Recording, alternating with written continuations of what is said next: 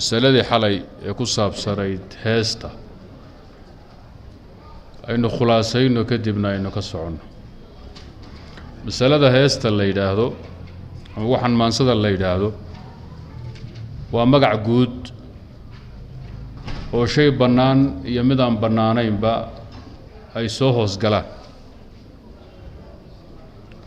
culammada muslimiintu khaasatan salafu saalix quruuntii khayrka badnayd culummadiisii saddex bay u qaybiyaan waxaan maansada ama heesta la yidhaahdo: mid bannaan iyo mid aan bannaanayn kaan bannaanayn bay laba qaybood ka dhigaan, marka saddex waaxood buu noqonaya. qaybta koobaad waa taxale inuu ka hadalay oo waxaan loo yaqaano maansa hawleedku waa shay bannaan. maansa hawleed baa la yidhaahdaa marka beerta la falayo xoogow tixi bay qaadaan oo isku dhiirageliyaan oo isku caraabiyaan dadka beerta falaya. dadka guryaha dhisayoo kale xoogow maansay qaadaan oo markaa doonhayaan inay isku caraabiyaan oo ka howlgalaan. ninka cidda iyo geela waraabsanaya sidaasoo kale, gabadha masagada tumanaysa, ninka hawl qabanaya, qolyaha mujaahidiinta ah markay is caraabinayaan xoogo bay qac ka siiyaan. maansadaas loo yaqaana maansa hawleedka jiijiid badan ma laha, laxan ma laha, miisig ma laha, xumaan dadka looguma yeedhayo, waa shay iska bannaan cinda ahlilcilm. xalay waxaynu soo marray kalxudaa'i waannasbi, taas marka waxaa loo yaqaanaa khina bannaan. ruuxa bini aadamkeen fitradiisa lagu ciyaarinna wuu kala garanayaa waxa u dhexeeya maansa hawleed iyo heesta la yaqaanay caadiga ee hebel waa fannaan, waa heesaale leh. ninka hadda geela shubanaya ee 2 sac laga yaaba ama intuu duhurkii fadhiisto ceelkiisu intaa u shubahayo in gabalka ugu dhaco intaana maansa uu tirinhayo la odhan maayo waa heesaa. geel jiro miskiin oo geeliisa waraabsanayn baa loo arkaa. ninkii saaka aroortu ku kalahay beere intaa falahayay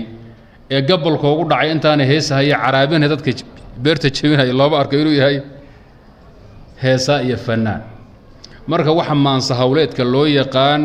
ee carabna u yaqaaneen xudaa'ul acraab ama khinaa'ul acraab la odhan jiray, salafkuna ka hadleen, waa bannaaya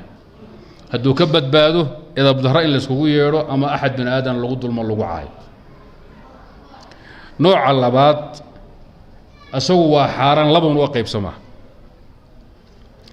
waa khinaha loo yaqaano, waa maansada heesta la yidhaahdo ee leh laxanka, ee leh isjejebinta, ee leh iswalaaqidda iyo edabdarridaad garanaysaa. isqaawan warkeeba jooji. khinaha noocaasa asagu waa xaaraan biijmaaci culamaa'i lumma.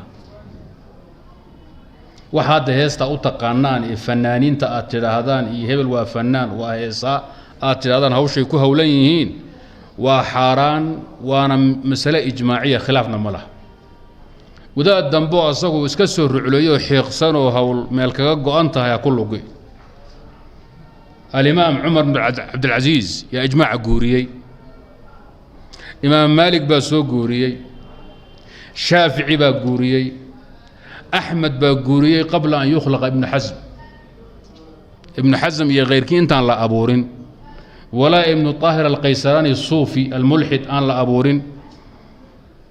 ayaa a'immatu ahli اlcilmi guuriyeen oo uu ka mid yahay alkhaliifatu الraashid kow ka yahay maalik imaam ahli sunna, shaafici oo la yaqaano culummada ugu adag inay ijmac guuriyaan inuu yahay oo weliba ku naqdiya dadka ijmaaca guuriya ku naqdiya. axmed baa guuriyey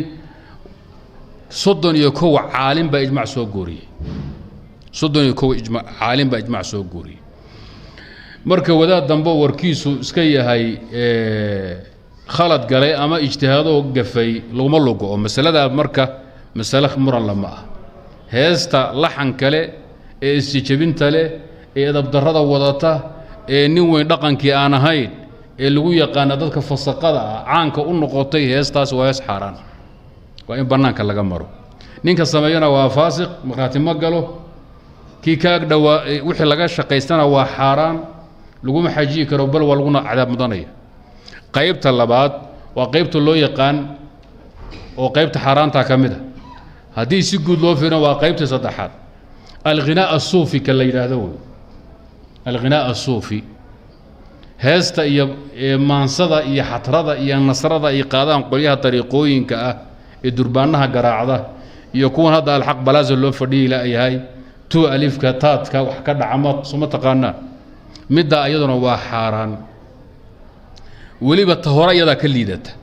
ninka fanaanka muqaniga ah ee heesaaga ah inuu xataa khaldan yahay wuu isog yahay wuxuu inaysan fiicinayn waa isog yahay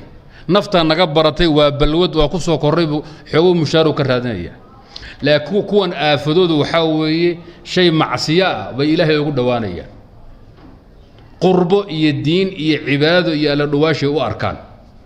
walidaalika bacdu culamaa'i lumma waxay gaadhsiiyeen ninka nasrada iyo xatrada iyo ghinaaga suufiga ah qurbo iyo alla dhawaasho u haysta waa gaal bay yidhaahdeen wadaad xanafi ah kitaab ka qoray oo hataa aan shuqul ku lahayn salafiye iyo sunniye midnaba maaturiidi ah oo ku takfiiriyey qurطib abulcabaas saaxib ulmufhim wuu ku dhowaaday kashfu lqinac kitaabkiisa la yidhaahdo fii masalati الsamaac inuu takfiiriyo xaama xawla takfiirihim laakiin muusan tasriixinin abu xaamid alghazaali nin walaalkii ah oo axmed ibn moxamed alghazaali la odhan jiray kitaab buu qoro asagu suufi ah wuxuu leeyahay ninkii yidhahda xadradu ma bannaana waa gaal u fiirsaada ninna wuxuu ku yidhi ninka bannaystee diin ka dhigta waa gaal asna wuxuu yidhi ninkii yac yidhaahda waa gaal waxaan marka wax dambeoo lagu luga'ay shaaficiyadu markay hadda ka hadlayaan fiqiga shaaficiga kutubta sharxayaan manhaajka iyo kutubta fiqiga shaaficiyada ninka ugu hadal xun ee ugu liita waa ghazaali imaamkaad aragteen cadiimka ah ee usuulka imtixaanka ku aaya meel walba soo taabtay markuu baabkan marayo waa adcafu nnaasi kalaaman fi hada albaab lianna maxaa yahay isagaa ku fidnaysnaa isagaa ku fidnaysa xaafid ibn xajar muxuu yidhi wadaadku wuxuu ku fidnaysan yahay fatwo lagama weydiiyo xaggee buu ka qaatay xadiidkii markuu sharxayay kadaba abu sanaabil ibnu backig xadiidkaa ka fiiriya fatxubaariga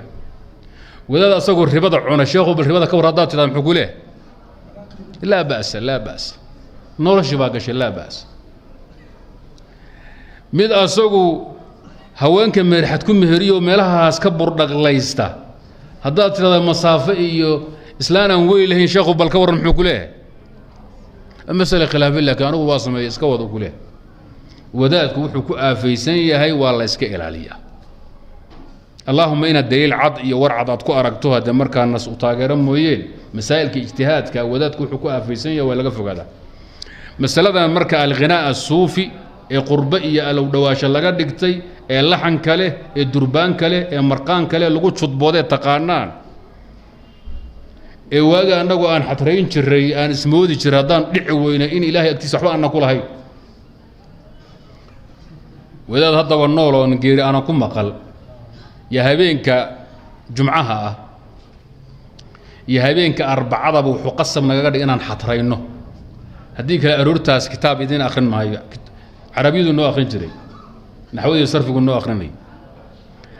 habeenka jamcaha waa inaan xatrayno saan u daryaamayno gabdhuhu mashxarada hayaan ee darmuuska iyo foox isu dabamarhayo waaga agtiisa baan ku kala dareeraynaa hadday saa aysan dhicin sabtida soo socota cashir ma jiro habeenka arbacadana sidaasoo kale ahayd ninka habeenka marka la xatraynhayo ee baasha la wado aan marqaaminan dhicinan judboonin muxuu arkaa munaafiq faasiq nin qalbigiisu ingegan yahay qaasiyatan quluubuhum mujrim buu isu arkaa ilaa waagi dambe anuu ma arag laakiin nin arkay baa iga sheekeeyey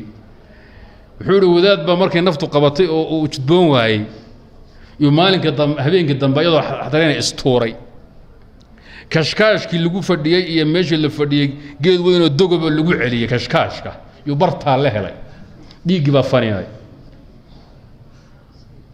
cabaad buu afka furtay isbitaal loola cararay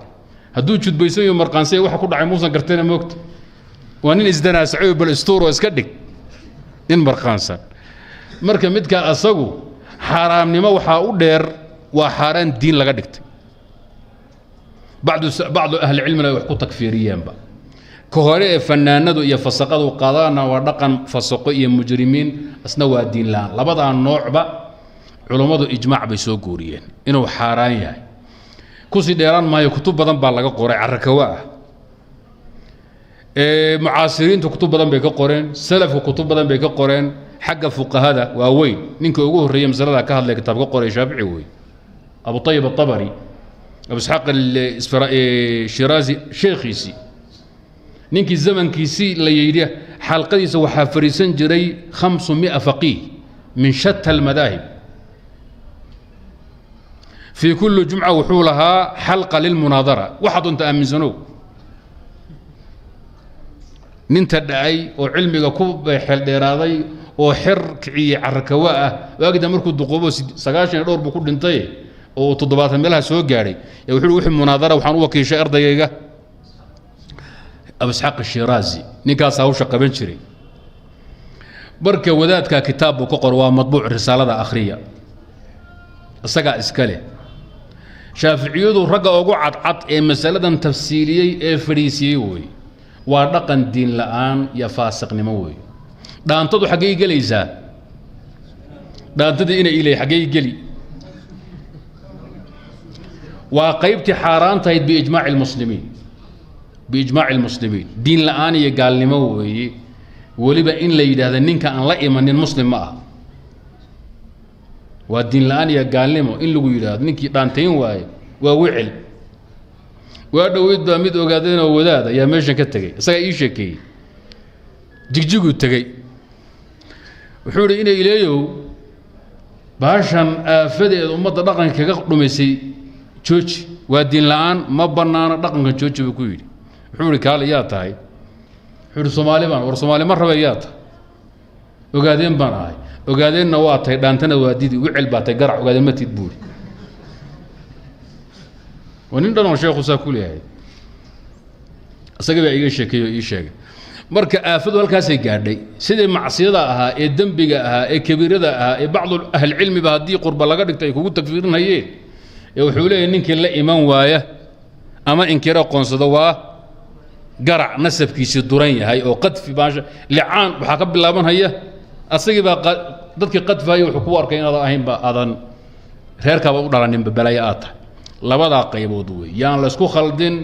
hees hawleed maansa hawleed oo lagu qabsado oon si jabin lahayn oon laxan lahayn oo Allah iyo balaayadan imtixaanka ah ee muusigada wadata ee laxanka wadata aafada wadata yaan la isku qasin laba kala baaba kala duwan way hawshaasi marka intaas ayaan kaga tagi lahaa kutubtu way badan yihiin رجينا dhalinyarada hal kitaab akhriya araka waa kitaabka ila roon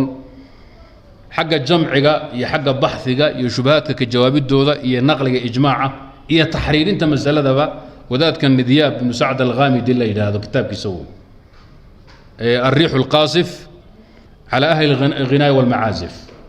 الريح القاصف على أهل الغناء والمعازف وكتاب شن بقوله بيج أن كبرناه بل ولا بقول يزيد أفر بقول يزيد بيج أخرية وكتاب دقيقة علماء يحل يسنوا لا وهنا أي تقريدية أنت أخرية ابن باز بكمده مركا الريح القاصف على أهل الغناء والمعازف بلا جديع بكون نقدية وحكون نقدية قرضاوي وحكون نقدية الدكتور سالم الثقفي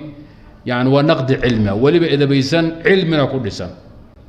تقريبا إلى 8 رسالة لقوا قروان هيا ووين لكن كي أسقى إلى في عام